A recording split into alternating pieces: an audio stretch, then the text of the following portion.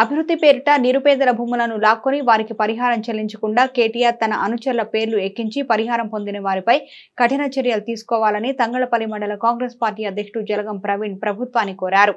ఈ రోజు సిరిసిల్ల కాంగ్రెస్ పార్టీ కార్యాలయంలో ఏర్పాటు చేసిన విలేకరుల సమావేశంలో జలగం ప్రవీణ్ మాట్లాడుతూ పోరాడి సాధించుకున్న సిరిసిల్ల జిల్లాలో పలు విద్యా సంస్థలు నెలకొల్పగా జిల్లాల శివార్లో వ్యవసాయ కళాశాల ఏర్పాటు కోసం నిరుపేదల నుంచి 50 ఎకరాల భూమిని లాక్కొని వారికి ఎలాంటి పరిహారం చెల్లించకుండా కేటీఆర్ తన అనుచరుల పేర్లను ఎక్కించి వారికి మాత్రమే పరిహారం ఇప్పించాడని ఆరోపించారు. అధికారులు విచారణ చేపట్టి అర్హులైన నిరుపేదలకు న్యాయం చేయాలని, ప్రభుత్వ ఖజానాకు గండి కొట్టిన వారిపై క్రిమినల్ కేసులు నమోదు చేయాలని జలగం ప్రవీణ్ డిమాండ్ చేశారు. మరోవైపు జిల్లాలో కొత్త చెరువు అన్యాక్రాంతానికి గురైందని దీనిపై విచారణ చేపట్టి దోషులను శిక్షించాలని కోరారు. ఈ విలేకరుల సమావేశంలో ఎంపీటీసీ బైరినేని రాము, కౌన్సిలర్ రెడ్జా నాయక్, కాంగ్రెస్ పార్టీ నాయకులు నేరేళ్ల శ్రీకాంత్, గుండ్లపల్లి గౌతమ్ తదితరులు పాల్గొన్నారు. తెలంగాణ రాష్ట్రం ఏర్పడిన తర్వాత ఏదైతే పరిపాలన సౌలభ్యం కోసం నూతన జిల్లాల ఏర్పాటు జరిగిందో ఆ నూతన జిల్లాలో ఏర్పడిన ప్రక్రియలో భాగంగా రాజన్న సిరిసిల్ల జిల్లాను కూడా ఉద్యమాల ద్వారా ఏర్పాటు చేసుకోవడం జరిగింది. అయితే ఏర్పాటు చేసుకున్న జిల్లాలో అభివృద్ధి పదంలో నడిపేయాలని చెప్పి జిల్లా హెడ్ క్వార్టర్కి సంబంధించిన కార్యాలయాలు కావచ్చు, అలాగే విద్యార్థులకు సంబంధించిన ఎడ్యుకేషన్ డిపార్ట్మెంట్కి సంబంధించిన కార్యాలయాలు కావచ్చు, అలాగే యూనివర్సిటీలు కావచ్చు జిల్లా కేంద్రానికి రావడం జరిగింది. అప్పుడున్న ప్రభుత్వం మంచి ఆలోచన చేస్తూ ఉందని చెప్పి మేమందరం అనుకున్న తరుణంలో ఏదైతే కేటీ రామారావు గారు సిరిసిల్ల ప్రాంతం నుంచి ప్రాతినిధ్యం వహిస్తూ ఉన్నారో ఈ ప్రాంతంలో వ్యవసాయ కాలేజీని మంజూరు చేయించి సుమారు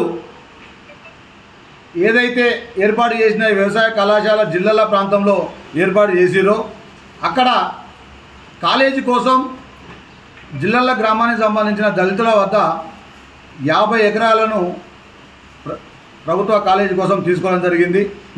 అక్కడున్న ఏదైతే రైతులు ఉన్నారో వాళ్ళ ఆ సమయంలో అక్కడ కాస్తు చేసుకుంటూ ఉన్నారు. వాళ్ళు దాని మీద జీవన ఉపాధి కొనసాగిస్తున్న తరుణంలో వాళ్ళు ముందుకు వచ్చి ప్రభుత్వానికి 50 ఎకరాలు ఇవ్వడం జరిగింది. అందులో 20 నుండి 25 మంది రైతులు వాళ్ళ కాలేజీ కోసం త్యాగం చేయడం జరిగింది.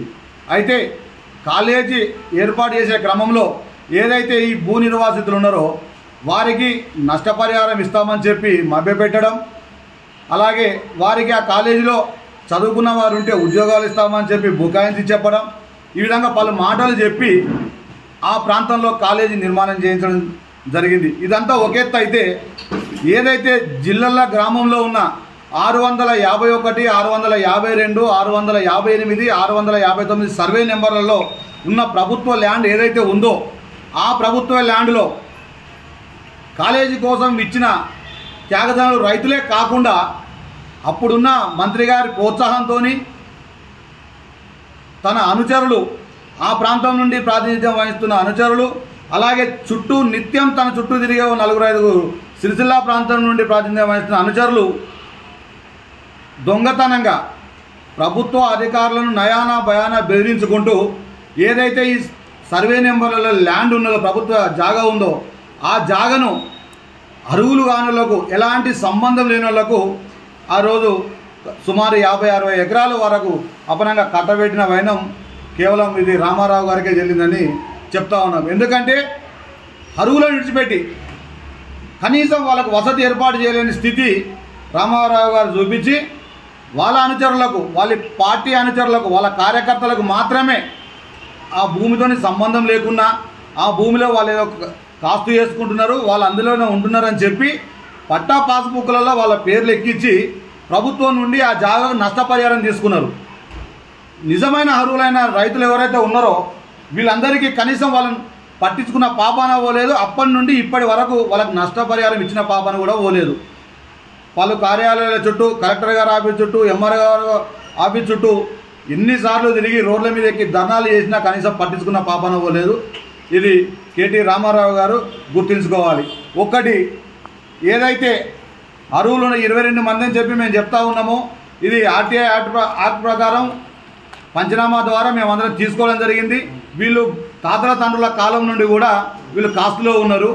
వీళ్ళు కాకుండా వీళ్ళకి ఎలాంటి నష్టపరిహారం ఇవ్వకుండా ఈరోజు సుమారు 24 మంది దొంగ పట్టాల ద్వారా ఎక్కించుకొని ప్రభుత్వం ద్వారా ఈరోజు వాళ్ళు రైతు బంధును కూడా పొందే వైనాన్ని కూడా మేము ముందు ఉంచుతూ ఉన్నాం. గౌరవనీయులు కేటీ రామారావు గారికి ఏమాత్రమైన చిత్తశుద్ధి ఉంటే ఏదైతే ఈ దొంగ పట్టాల వ్యవహారంలో అగ్రికల్చర్ కాలేజీ వ్యవహారంలో తనకి సంబంధం లేకపోతే ఎవరైతే తప్పుడు విధానం వల్ల రిజిస్ట్రేషన్ చేసుకున్నారో ప్రభుత్వం ఖజానాకు గండి కొట్టి రైతు బంధును పొందుతూ ఉన్నారో వాళ్ళ మీద క్రిమినల్ చర్యలకు సిఫార్సు చేయాలి. చేయలేకపోతే తప్పకుండా మీరే మీ అనుచరులను మీ కార్యకర్తలను ఉసిగొల్పి ప్రభుత్వ జాగను అప్పనంగా ఖాళీ చేసిన వైనాన్ని ఈరోజు కాంగ్రెస్ పార్టీ ప్రభుత్వం తీవ్రంగా ఖండిస్తూ ఉంది.